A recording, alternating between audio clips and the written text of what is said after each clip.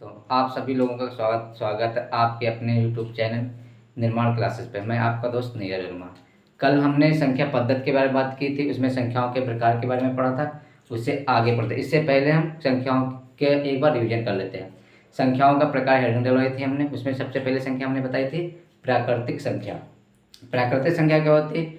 जिसके द्वारा हम वस्तुओं को गिन सकते हैं क्या कहलाती है? प्राकृतिक संख्या कहलाती है। जिसके द्वारा हम वस्तुओं को गिन सकते हैं प्राकृतिक संख्याएं कहलाती हैं। जैसे 1 है, 2 है, 3 है, 4 है, ऐसे डाटा कहाँ तक जाएंगे? अनंत तक जाएंगे।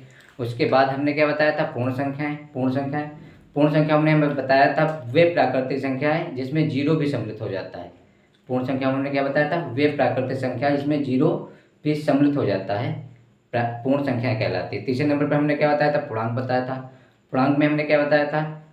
ऐसी संख्या जिसमें धनात्मक और ऋणात्मक दोनों प्रकार की संख्या सम्मिलित हो, पूर्णांक कहलाता है। ऐसी संख्या जिसमें धनात्मक और ऋणात्मक दोनों प्रकार की संख्याएं सम्मिलित हो, पूर्णांक कहलाता है। जैसे जैसे एक बार देख लेते हैं। जैसे हमने बीच में जीरो बनाया था, दाहिने तरफ +1 +2 +3 और बाईं तरफ -1 -1 -2 -3 ऐसे हो जाएंगे। ये सभी संख्या क्या कहलाएंगी? हमारी पूर्णांक कहलाएंगी। और तीसरे नंबर पे हमने क्या बताया था आप लोगों को? सम बताया था। सम संख्या जो 2 से कट जाए वो सम संख्या होती है, जो 2 से भाग ना हो वो भी सम संख्या होती है। ठीक। इसके बाद हमने बताया था भाज्य और अभाज्य। भाज्य में हमने क्या बताया था? ऐसी संख्या है जिनके केवल 2 ही गुणनखंड हो। ऐसी संख्या है जिनके केवल 2 ही गुणनखंड हो, वो संख्या क्या कहलाती है? हमारी अभाज्य संख्या कहलाती है। और भाज्य संख्याओं में हमने क्या बताया था? ऐसी संख्या जिनके कम से कम 3 गुणनखंड हो। ऐसी संख्या जिनके कम से कम 3 गुणनखंड हो, संख्या क्या कहलाएंगी? हमारी भाज्य संख्या कहलाएंगी। अभाज्य संख्या हमने क्या बताया था? ऐसी संख्या जो केवल एक एवं स्वयं से घटे और किसी से न घटे, वो संख्या क्या कहलाएंगे? हमारी अभाज्य संख्या कहलाती है। चलिए इसके आगे बढ़ते हैं हम। इसके आगे हमारी संख्या हो जाएगी परिमेय संख्या। अगली संख्या हमारी क्या हो जाएगी? परिमेय संख्या। परिमेय संख्या। परिमेय संख्या। चलिए परिमेय संख्या के बारे में बात कर लेते हैं। परिमेय संख्या क्या होती है? ऐसी संख्या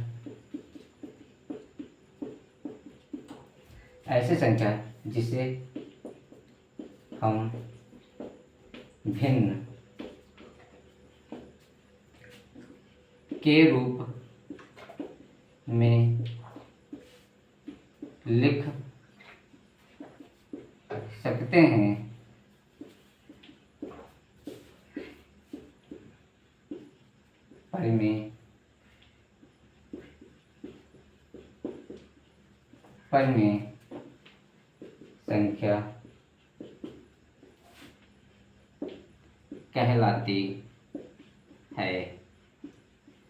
ऐसी संख्या जिसे हम भिन्न के रूप में ले सकते हैं परिमेय संख्या कहलाती है। अथवा इसकी एक छोटी सी परिभाषा और हम देख लेते हैं। इसके बाद हमें क्या लिखा हमने? ऐसी संख्या जिसे हम भिन्न के रूप में ले सकते हैं। यहाँ पे लिख सकते हैं ऐसी संख्या जिसे हम P/Q के रूप में लिख सकते हैं पर Q का मान 0 के बराबर। इसका मतलब क्या होता है? Q का मान 0 के बराबर नहीं होना चाहिए। Q का मान 0 के बराबर नहीं होना चाहिए। परिमेय संख्या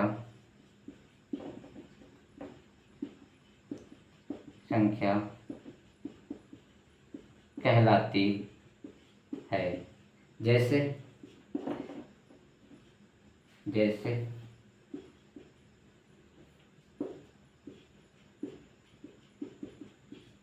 बात कर लेते हैं एक बार फिर से। ऐसी संख्या जिसे हम भिन्न के रूप में ले सकते हैं, जिसमें भिन्न का मतलब क्या होता है? ऊपर अंश हो। भिन्न का मतलब क्या हो गया हमारा? भिन्न का मतलब होता है ऊपर अंश हो और नीचे क्या हो? हर हो। तो ऊपर अंश होगा और नीचे हर होगा, हमारी संख्या हो जाएगी भिन्न। अगर भिन्न हो जाएगी तो हमारी संख्या क्या हो जाएगी? परिमेय संख्या हो जाएगी। लेकिन हर का मान कभी भी 0 नहीं होना चाहिए। जैसे ऊपर 1 है नीचे 0 नहीं, अगर किसी भी संख्या के नीचे अगर 0 लग जाए वो परिमेय संख्या हमारी नहीं होगी। ठीक। जैसे हमारा क्या है? जैसे हम भिन्न की बात करते हैं, भिन्न, भिन्न में क्या होता है, ऊपर अंश होगा, नीचे हमारा क्या हो जाएगा, हर हो जाएगा। हमने अभी बताया क्यू का मान 0 का बराबर नहीं, जो हर में होगा वो हमारा 0 नहीं होना चाहिए, कभी भी हर का मान 0 नहीं होगा। ऊपर अंश हो नीचे हर हो, लेकिन हर का मान 0 नहीं होगा। 0 के अतिरिक्त 1 2 3 कोई भी संख्या हो सकती है, वो हमारे प्रमेय में आ जाएगी। लेकिन अगर हर का मान 0 हो जाएगा तो संख्या प्रमेय नहीं होगी। जैसे देख लेते हैं, जैसे जैसे 2/5 है, 7/9 है। एक भी कर सकते, क्योंकि एक के नीचे कुछ नहीं, 0 नहीं होना चाहिए, एक तो लिख सकते हैं। लेकिन जैसे किसी का कोई नहीं होता उसका भगवान होता है, उसी तरीके से संख्याओं में किसी का जब कोई नहीं होता उसके नीचे हम एक लिख सकते हैं। जैसे हमने 5 लिखा, 5 के नीचे कुछ नहीं तो एक तो लिख सकते हैं ना, तो ऊपर अंश हो जाएगा नीचे हर हो जाएगा, क्योंकि हर का मान 0 नहीं होना चाहिए, बाकी कोई भी संख्या हो सकती है। तो यहाँ पर कोई भी संख्या लिख देते हैं, वो सभी क्या हो जाएंगे परिमेय। जैसे 6/7 है, 5 है, 6 है, ऐसे डायरेक्ट कहाँ तक हो जाए, अनंत तक हो जाएंगी। ये हमारी संख्या क्या हो जाएंगी, परिमेय संख्याएं हो जाएंगी। ठीक, आज अब बात कर लेते हैं अपरिमेय संख्याओं की। अब हम बात कर लेते हैं अपरिमेय संख्याओं की। चलिए स्क्रीनशॉट ले लीजिए, फिर आगे बढ़ते हैं।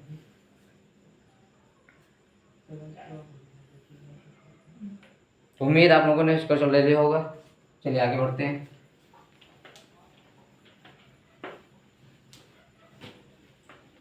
अपरिमेय संख्याएं, अब बात कर लेते हैं अपरिमेय संख्याओं की। अपरिमेय संख्या, हमने परिमेय संख्या में क्या पढ़ा था, हर का मान 0 नहीं, ऊपर अंश और नीचे हर हो, संख्या क्या होती है, परिमेय संख्या। अपरिमेय संख्या परिमेय संख्याओं की क्या होते हैं, उल्टा होते हैं। उसमें हर का मान 0 नहीं हो सकता, इसमें हर में कुछ नहीं होना चाहिए। तो यहाँ पर हो जाएगा हमें अपरिमेय संख्या में जिन संख्याओं को हम भिन्न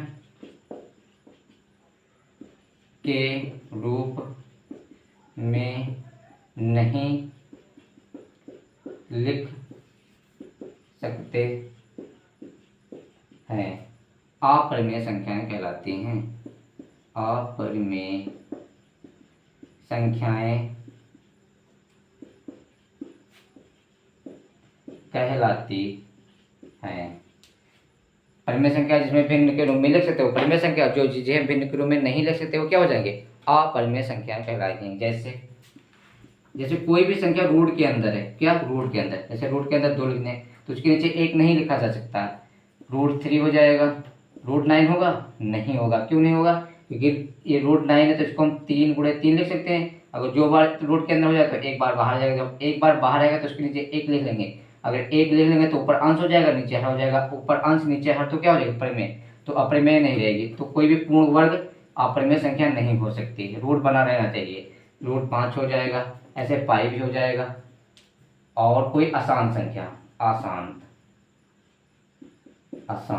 संख्या भी क्या हो जाएगी, अपरिमेय संख्या में आएगी।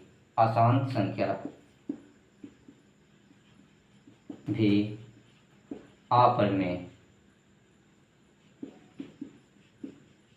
अपरिमेय संख्या में आएगी।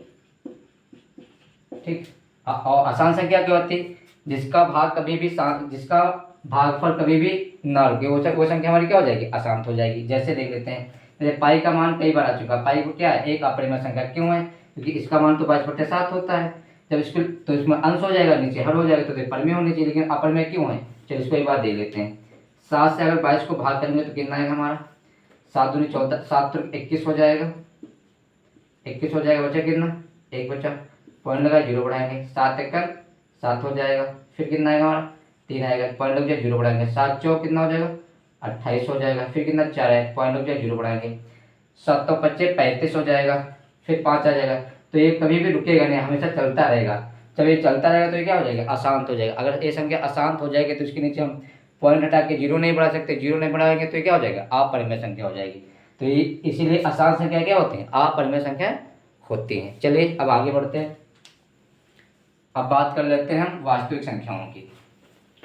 वास्तविक संख्याओं की परिमेय होगी, अपरिमेय होगी। अब बात कर लेते हैं वास्तविक संख्याएं। वास्तविक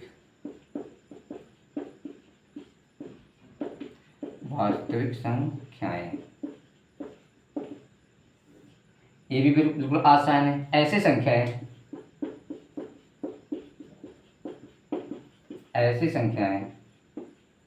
जिसमें परिमेय और अपरिमेय, ऐसी संख्या जिसमें परिमेय और अपरिमेय दोनों प्रकार की संख्याएं सम्मिलित होती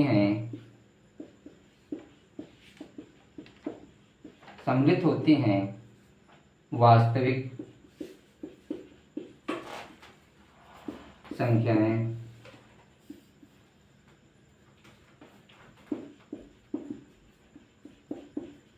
कहलाती हैं। फिर से देख लेते हैं, ऐसी संख्याएं जिसमें परिमेय और अपरिमेय दोनों प्रकार की संख्याएं सम्मिलित होते हैं वास्तविक संख्याएं कहलाती है। जैसे अभी हमने परिमेय अपरिमेय की बात की, तो उन्हीं में से थोड़े थोड़े कुछ परिमेय ले लीजिए, कुछ अपरिमेय ले लीजिए, वो संख्या क्या हो जाएंगी, वास्तविक हो जाएंगी। जैसे 2/3 परिमेय, √2 अपरिमेय, 1/2 परिमेय, √5 अपरिमेय। देखो इसमें परिमेय भी आ रहे हैं और अपरिमेय भी आ रहे हैं, तो इन सभी मिक्स को संख्याओं का क्या करते हैं, वास्तविक संख्या कहते हैं। आगे डॉट डॉट अनंत तक हो जाएगा, ठीक। जिसमें परिमेय और अपरिमेय दोनों प्रकार की संख्याएं हैं, वो हमारी संख्या क्या होंगी, वास्तविक संख्याएं होंगी, ठीक। अब बात कर लेते हैं सहअभाज्य संख्या। इससे सीधे क्वेश्चन पूछा जाता है, चलिए देखते हैं कैसे पूछा जाता है। सहअभाज्य संख्या, सहअभाज्य संख्या, सहअभाज्य संख्या, सहअभाज्य। हमने पहले भाज्य की अभाज्य संख्याओं की बात की, अब ये सहभाज्य, सहअभाज्य संख्या। इसमें क्या होता है, ऐसी दो संख्याओं का युग्म या जोड़ा कह सकते हैं, जोड़ा। ऐसी दो संख्याओं का युग्म जिनका मासा को महत्तम समावर्तक या हाईएस्ट कॉमन फैक्टर कहते हैं। ऐसी दो संख्याओं का युग्म जिनका मासा एक हो, सहअभाज्य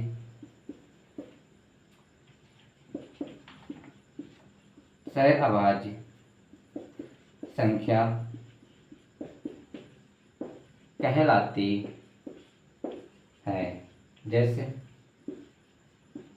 एक बार फिर से देख लेते हैं, ऐसी दो संख्याओं का युग्म जिनका मासा एक हो, जिसमें कॉमन कुछ ना हो, केवल जहाँ कॉमन कुछ नहीं है वहां पर कॉमन एक होगा, तो हमारा क्या हो जाएगा, सहअभाज्य संख्या हो जाएगी। जैसे 2,3, देखिए इनमें मासा कितना है, कुछ नहीं, तो एक होगा। जहाँ कुछ नहीं होता वहाँ मासा हमारा कितना होता है, एक होता है, तो ये क्या हो जाएगा, सहअभाज्य युग्म हो जाएगा। 47,49 हो जाएगा, इसमें भी कॉमन कुछ नहीं, तो एक हो जाएगा। 5,17 हो जाएगा, 17,21 हो जाएगा। ये सभी संख्या क्या है, सहअभाज्य युग्म है हमारे। अब वहाँ पर क्वेश्चन कैसे बनता है, यहाँ पर पूछ लेंगे 2,3, 4,6, 5,7 और 8,17। अब यहाँ पर क्वेश्चन हमारा बन जाएगा, ये ऑप्शन हो जाएगा, ए है, बी है, ये सी है और ये डी। तो क्वेश्चन वहाँ ऐसे बने, बोलेंगे वहाँ पर निम्न में से कौन सा सहअभाज्य युग्म है, युग्म नहीं है, सहअभाज्य युग्म नहीं है। तो देखो इसमें मासा एक हो जाएगा, इसमें मासा एक हो जाएगा, इसमें मासा कितना हो जाएगा, एक हो जाएगा, तो कॉमन कुछ नहीं, लेकिन इसमें कॉमन 2 मिल रहा है, तो इनका मासा कितना हो गया, 2 हो गया। लेकिन हमने परिभाषा में क्या लिखवाया था, ऐसी दो संख्याओं का युग्म जिनका मासा एक हो, लेकिन यहाँ पर कितना 2 हो रहा है, तो इसमें हमारा सही कौन सा हो जाएगा, ये वाला। तो सहअभाज्य संख्याओं का युग्म कौन सा नहीं है, 4,6 नहीं है। चलिए संख्याओं के हमने बात कर ली, संख्याओं के प्रकार के बारे में बात कर ली, बस आज यहीं तक।